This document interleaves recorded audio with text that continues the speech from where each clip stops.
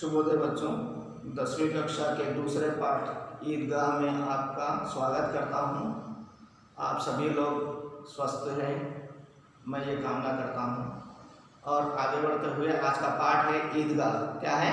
पाठ का नाम है ईदगाह। ईदगाह किस प्रकार का पाठ है? कहानी पाठ है। किस प्रकार का पाठ है? कहानी। कहानी यानी जो हम लोगों को बहुत ही आनंद प्रदान करती है, मनोरंजित करती है। इस प्रकार के चीज़ों को जो है, इस प्रकार के चीज़ों को क्या कहते हैं? कहानी कहते हैं। हम बालक जो है कहानी सुनने के आदी होते हैं, वह हम लोगों को बहुत पसंद होता है। इसलिए जो है कहानी से हम लोग कुछ ना कुछ सीखेंगे।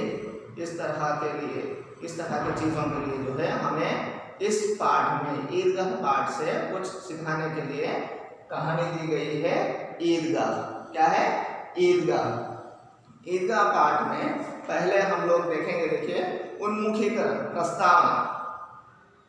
उन्मुखीकरण में क्या देता है कि हम लोग इस पाठ में किसके बारे में जानेंगे, किन चीज़ों के बारे में हम लोगों को इस पाठ में दिया गया है। इसके लिए हम लोगों को उन्मुखीकरण दिया जाएगा। देखते हैं हम लोग। एक छोटा सा पद्य है, पद्य को देखिए, सुनिए, अपने अपनी पाठ्य पुस्तिकाएं खोलिए, देखिए। पथिकों को जलती दोपहर में पेड़ सदा देते हैं छाया। पथिकों को जलती दोपहर में पेड़ सदा देते हैं छाया। यानी पथिक यानी क्या है? ट्रैवलर, एक जगह से दूसरे जगह को जाने वाला, एक प्लेस से दूसरे प्लेस को जाने वाले को ट्रैवलर कहते हैं। हिंदी में क्या बोलेंगे? पथिक। क्या बोलेंगे? पथिक। पथिकों को जलती दोपहर में, अभी जब कभी भी दोपहर का समय होता है, डे टाइम में 1 o'clock 2 o'clock यानी नून, मिड नून, 12 o'clock 1 o'clock 2 o'clock, उस समय पर, दोपहर के समय में जो है ये जो धूप होती है बहुत जला देती है, मनुष्य को बहुत जला देती है। सदा दे यानी अभी वो धूप में हम लोगों को छाया देने वाले कौन होते हैं? रास्ते में पेड़। क्या कौन होते हैं? पेड़। पथिकों को जलती दोपहर में, जो धूप जला रही है हमें, उस दोपहर में जो है पेड़ सदा देते हैं छाया। जो बड़े वाले पेड़ होते हैं वो क्या करते हैं? छाया देते हैं, शैडो देते हैं। हम लोगों को शैडो में आराम मिलता है कि नहीं? खुशबू भरे फूल देते हैं हमको नव फूलों की माला। खुशबू भरे फूल, जो फूल जो है, फ्लावर्स जो है खुशबू भरकर होते हैं, जो फ्रैग्रेंस देते हैं, अच्छी बू देते हैं, गुड स्मेल देते हैं, वो जो है क्या होते हैं? हम लोग उससे फूलों की माला बनाते हैं। नव फूलों की माला यानी माला नए फूलों से बनती है, खराब होने वाले फूलों से नहीं बनती है। नव फूलों की माला तैयार करते हैं। माला बनाकर किसी को स्वागत करने के लिए, या किसी को अच्छे अंक प्राप्त हुए हैं तो होने के लिए, या किसी को शादी के लिए, या कुछ त्योहार के लिए, इस अवसरों पर जो है हम लोग ये फूलों की माला का उपयोग करते हैं। त्यागी तरुणों के जीवन से हम भी तो कुछ सीखें, या जो देखिए, देना सीखें। त्यागी तरु यानी क्या है? पेड़। अभी पहले किसके बारे में बात कर रहे हैं? छाया कौन देते हैं? पेड़ देते हैं। फूल कौन देते हैं? पेड़ देते हैं। यानी ये सभी कुछ हम लोगों को दे रहे हैं। पेड़ क्या कर रहे हैं? फल होने दो, छाया होने दो, फूल होने दो, या पेड़ सूख जाने के बाद फर्नीचर के लिए भी काम आते हैं। इस तरह पेड़ दूसरों के लिए ही काम आते हैं। जिस तरह पेड़ है, त्यागी पेड़ है, त्यागी यानी सैक्रिफाइस करने वाला, वो सैक्रिफाइस करने वाला जो पेड़ होता है, वो पेड़ से हम भी कुछ देना सीखें। उसी प्रकार हम लोगों को भी कुछ देना है, यानी सैक्रिफाइस करने वाले पेड़ होते हैं, उसी प्रकार जो है हमें भी कुछ ना कुछ दुनिया के लिए, दूसरों के लिए सैक्रिफाइस करना सीखना चाहिए। इस तरह के वो आखिर कह रहे हैं। देखिए, इसमें पहला प्रश्न दिया है, पथिकों को जलती दोपहर में सुख व आराम किससे मिलता है? पथिकों को किससे मिलता है सुख व आराम? दोपहर के समय पर पेड़ों से मिलता है। पथिकों को जलती दोपहर में सुख व आराम किससे? उस प्रश्न में क्या रखना है? पेड़ से मिलता है या पेड़ों से मिलता है। ओके, नेक्स्ट वन, खुशबू भरे फूल हमें क्या देते हैं?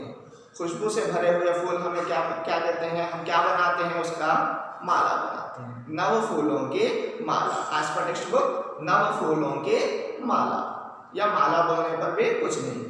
हम भी तो कुछ देना सीखें, कवि ने ऐसा क्यों कहा होगा?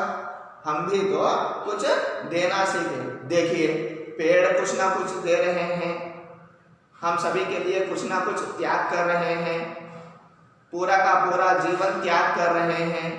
इस तरह हमें भी कुछ देना सीखना है। पेड़ जिस तरह दूसरों के लिए जी रहे हैं, जिस तरह से पेड़ दूसरों के काम आ रहे हैं, हमें भी दूसरों के काम आना है। इसीलिए कवि ने ऐसा कहा होगा, हम भी तो कुछ देना सीखें। दूसरों के लिए काम आने वाले जो प्राण होते हैं, जो लाइफ होता है, वह बहुत ही आनंददायक होता है, बहुत ही आनंददायक होता है। इस तरह हम लोग उन्मुखीकरण समाप्त करते हैं। अभी उद्देश्य, पाठ क्यों दिया गया है? पाठ देने का आवश्यकता क्या है? देखिए, कहानी विधा से परिचित कराना। ओके, ये कहानी है, आप लोगों को बताया गया है। ईदगाह एक कहानी है। ईदगाह यानी क्या है अभी बताता हूँ। ईदगाह जो है कहानी विधा है। ओके, ये कहानी है, आप कहानी से परिचित होना, कहानी किस प्रकार लिखना है इससे परिचय होना है आपको। छात्रों में कहानी लेखन कला का विकास करना। छात्र यानी आप जो छात्र हैं, स्टूडेंट्स हैं, उन लोगों को कहानी लेखन कला, ये एक आर्ट है। कहानी लिखना भी एक आर्ट है। ये कला से जो है, ये कला में आप लोगों का विकास होना, डेवलपमेंट्स होना, नेक्स्ट फ्यूचर में आप भी अच्छी प्रकार की कहानी लिख पाना। उनमें त्याग, सद्भाव व विवेक, यानी आप लोगों में इस कहानी को पढ़ने के बाद आप लोगों में त्याग की भावना यानी सैक्रिफाइस की भावना आनी है, सद्भाव आना है, दूसरों के प्रति अच्छी भावनाएं आनी है, व विवेक यानी विजडम, यानी जहाँ पर उपयोग करना है आपका मन, आपका दिमाग, जहाँ पर उपयोग करना है वहीं पर अच्छी तरह से उसका उपयोग करना, उसे क्या बोलते हैं? विवेक। ओके, तेलुगु में बोला जाता है विवेकवंतुडु, यानी हम लोग हर जगह हर चीज़ का उपयोग नहीं करते हैं। जहाँ पर उसका उपयोग करना है वहीं पर उसका उपयोग सही ढंग से, सही तरह से करेंगे तो जो है उसे क्या कहा जाता है? विवेक कहा जाता है। इंग्लिश में विजडम बोलते हैं, तेलुगु में विवेकमु बोलते हैं। क्या बोलते हैं? विवेकमु। छात्रों में जो है त्याग की भावना, सद्भाव व विवेक जैसे संवेदनशील, कर्तव्य बोध संबंधी गुणों का विकास करना, यानी आप लोगों में संवेदना आनी है, यानी अच्छी भावनाएं आनी है, अच्छी अच्छी फीलिंग्स आ जानी है, अच्छे अच्छे गुण आप लोगों में विकसित होना है, क्वालिटीज विकसित होना है, डेवलप होना है। इसके लिए जो है ये पाठ दिया गया है। एक कहानी से परिचय और कहानी लिख पाना। दूसरा क्या है? आप लोगों में त्याग की भावना, अच्छे वाले गुण, त्याग वाले गुण, सद्भाव, अच्छे वाले, दूसरों के प्रति अच्छा भाव रखना, और विवेक, अपना जो बुद्धि है अच्छी तरह से उपयोग करना। ये सभी गुण जो है आप लोगों में आना इस पाठ का, कौन से पाठ का? ईदगाह पाठ का उद्देश्य। अभी हम लोग आगे बढ़ते हुए विधा विशेष देखेंगे। क्या है विधा विशेष? विधा यानी मेथड ऑफ दिस लेसन। इसका अभी लोग बोल लिए हैं, 2 बार बोल लिए हैं। कहानी किस प्रकार की है? कहानी पाठ है। ईदगाह किस प्रकार का है? कहानी पाठ है। कहानी शब्द कह धातु से के साथ आनीकृत प्रत्यय, प्रत्यय यानी पीछे जुड़कर जो आता है, वर्ड में पीछे जुड़कर जो आता है, तो उन अक्षरों को क्या बोलते हैं? प्रत्यय बोला जाता है।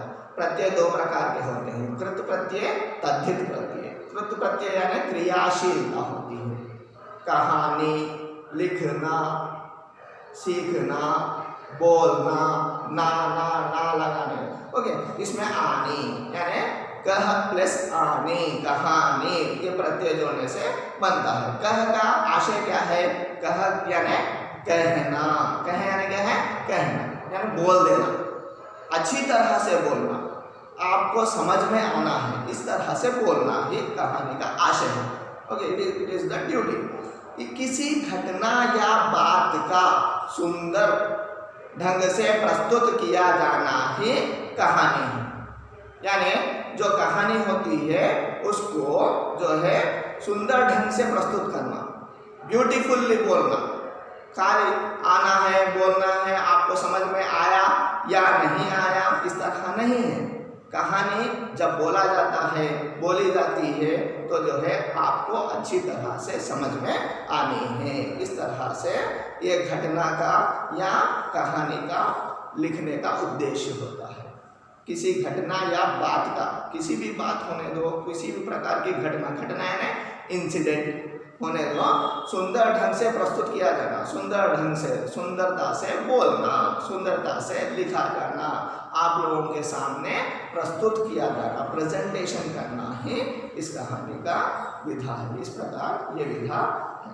अभी लेखक परिचय, यानी अभी हम लोग बात किए हैं कि कहानी कौन सी? ईदगाह जो कहानी है, ईदगाह यानी जहां पर जो है ईद यानी फेस्ट का प्रेयर्स होता है, फेस्ट का प्रेयर जहाँ किया जाता है, यानी ईदगाह जहाँ प्रेयर किया जाता है उसको क्या कहा जाता है? ईदगाह। उस प्लेस को क्या कहा जाता है? ईदगाह। ओके, आगे बढ़ते हुए हम लोग लेखक परिचय। अभी ये कहानी है इसीलिए कवि परिचय नहीं बोला जाएगा, क्या बोला जाएगा? लेखक परिचय। पहले लेखक परिचय में हम लोग क्या लेंगे? लेखक का नाम क्या है? प्रेमचंद। क्या है? प्रेमचंद। इन्हीं को मुंशी प्रेमचंद भी कहा जाता है। कहीं बहुत से यानी मुंशी यानी उनको एक टाइटल दे दिया गया है, जैसे सर डॉक्टर की उपाधि देते हैं ना, वैसे ही मुंशी कहकर एक उपाधि मिल गई है, प्रेमचंद, मुंशी प्रेमचंद। इनके बचपन का नाम दूसरा था, यानी जो असली नाम है धनपत राय श्रीवास्तव। क्या है? धनपत राय श्रीवास्तव है। किसका नाम? प्रेमचंद जी का नाम। अभी फेमस किससे है? प्रेमचंद से है। ओके, मुंशी प्रेमचंद। इनका असल नाम क्या है? असली जो नाम है, बचपन का जो नाम है, धनपत राय श्रीवास्तव। क्या है? धनपत राय श्रीवास्तव। इनका जन्म जो है 31 जुलाई 31 जुलाई 1880 में हुआ। कहाँ पर हुआ? काशी में हुआ। कहाँ पर हुआ?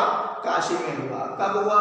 31 जुलाई 1880, 31 जुलाई 1880 काशी में इनका जन्म हुआ और मृत्यु जो है 1936 को हुई, 1936 को मृत्यु हुई है। किसकी?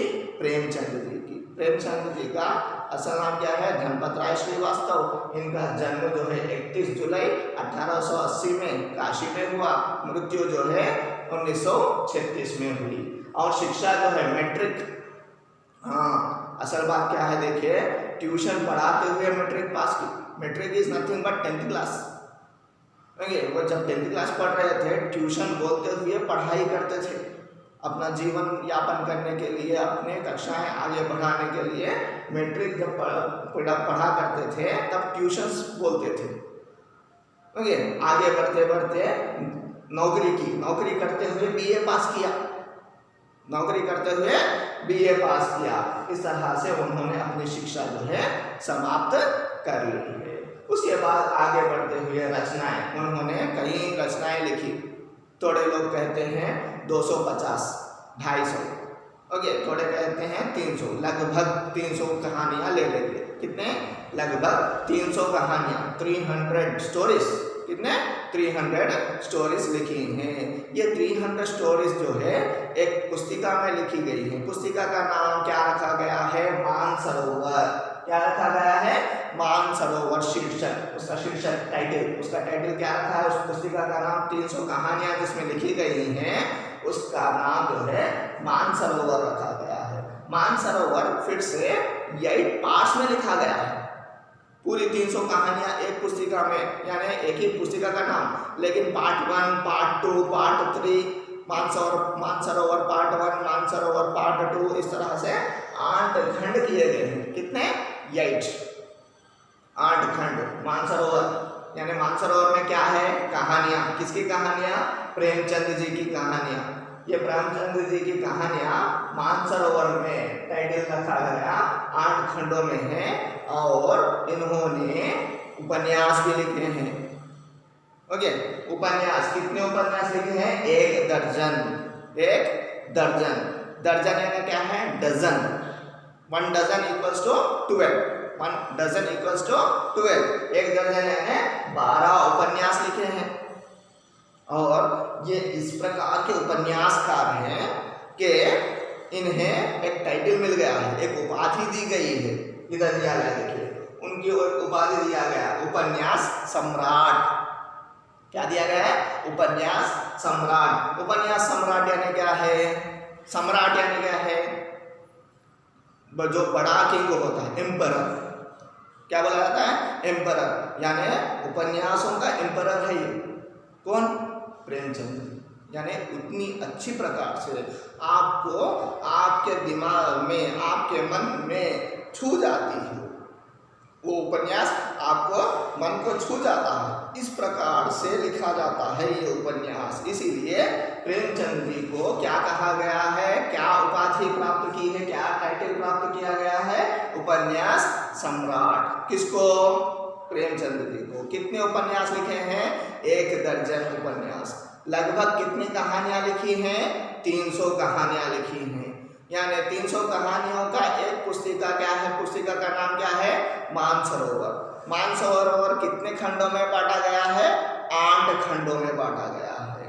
ओके, आगे बढ़ते हुए देखिए प्रसिद्ध उपन्यास के नाम दिया गया है। देखिए प्रसिद्ध उपन्यास कौन कौन से हैं? गोदान, गबन, प्रेमाश्रयी, निर्मला, सेवा सदन, कर्मभूमि, रंगभूमि, प्रतिज्ञा, इस तरह बहुत से हैं।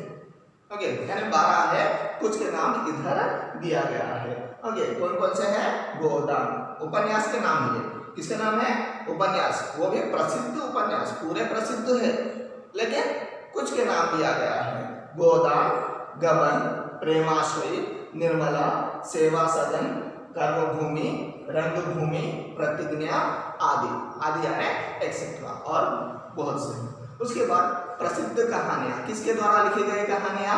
प्रेमचंद जी के द्वारा लिखी गई कहानियां। कौन कौन सी है?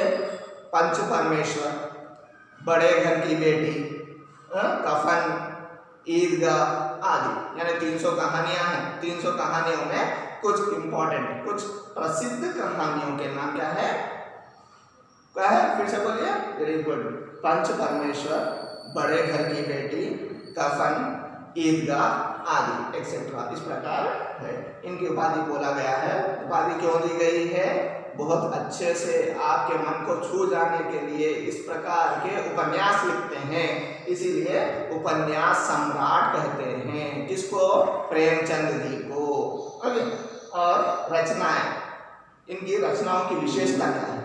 ये जो रचनाएं लिखते हैं, ओके, इस तरह से भी पाठ में प्रश्न पूछा जाएगा। प्रश्न ऐसे भी होगा, प्रेमचंद जी की रचनाओं की विशेषताएं क्या है, इस प्रकार भी पूछा जाएगा। प्रेमचंद जी की रचनाओं की विशेषता जो है ग्रामीण जीवन से लिया जाता है, यानी जो गांव के जीवन के यापन किया जाता है उसमें से लिया जाता है। ग्रामीण जीवन का सजीव चित्रण दिया जाता है, यानी पूरी तरह से yes it is actually happening in the villages. इस तरह समझना है आपको। ऐसे इस तरह से ग्रामीण चित्रण का सजीव चित्रण दिया जाता है, यानी जीता जागता उदाहरण। ओके, इस तरह से ये कहानियां और उपन्यास लिखे जाते हैं। किसके द्वारा? प्रेमचंद जी के द्वारा।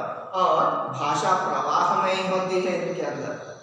इनकी जो कहानियां होती हैं इसमें भाषा प्रवाहमयी होती है। जैसे रिवर्स प्रवाहमयी होते हैं, जैसे नदी प्रवाहमयी होती है, उनकी भाषा भी प्रवाहमयी होती है, यानी इजीली फ्लुएंटली आगे बढ़ती ही जाती है। अगर छोटा बच्चा भी पढ़ेगा तो जल्दी से समझ में आ जाएगी। ओके, पहले भाषा आनी है, भाषा आ गई तो पाठ पढ़ने पर, कहानी पढ़ने पर, उपन्यास पढ़ने पर आसानी से समझ में आ जाएगी। इस तरह से उनकी भाषा प्रवाहमयी होती है, समझ में आने वाली होती है। इन्होंने हिंदी, उर्दू, फारसी और आदि बहुत सी भाषाओं में बोलचाल की भाषाएं, जो भी मनुष्य की बोलचाल की भाषाएं हैं, उन भाषाओं में ही बहुत से शब्दों का प्रयोग किया है और वाक्यों का प्रयोग किया है। इस तरह जो है, जो ईदगाह पाठ है, इसका कवि परिचय ऐसे ही। पहले फिर एक बार देख लेते हैं। देखिए, कवि परिचय किसका, सॉरी लेखक परिचय। ईदगाह पाठ कहानी पाठ है, कहानियां है कहना। ओके, ये कहानी पाठ लिखने वाले लेखक जो है कौन है?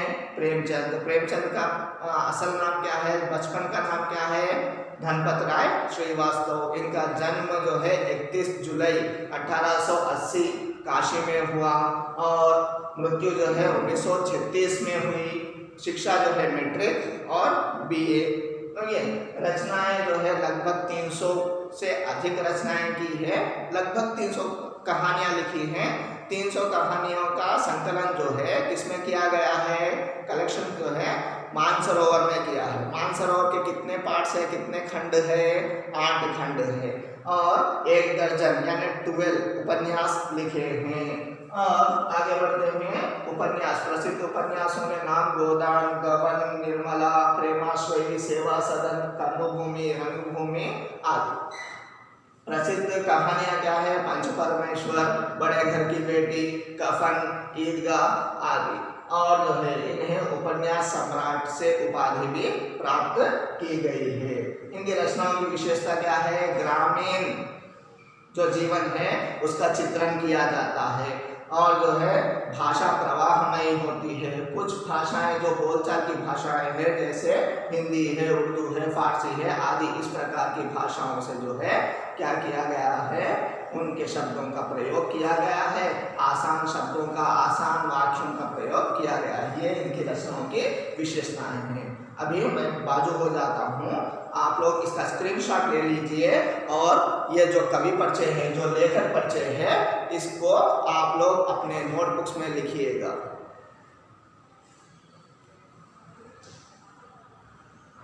ओके, इसी के साथ आगे इस ईदगाह पाठ के बारे में हम लोग आने वाली कक्षाओं में बात करेंगे। धन्यवाद।